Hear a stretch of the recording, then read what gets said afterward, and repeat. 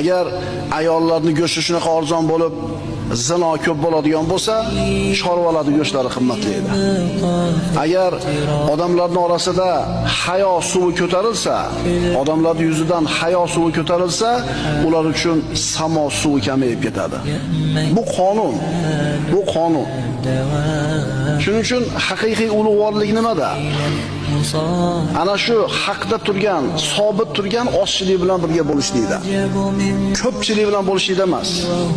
Allohning azobidan qutulishligimiz faqatgina mana shu Allohning dinini mahkam ushlagan ozchilik bilan birga bo'lganimizda bo'ladi. Albatta bir joy bilan boshqa bir joyda farqi bor. Masalan, bir joyda g'arib bo'lsang, bir joyda g'arib bo'lmaysan. Masalan, biz yurtlarimizda alhamdulillah masjidlar serob, namozxonlar ko'p, solih insonlar ham shunday ziyoda, dinini ushlagan odamlar bor.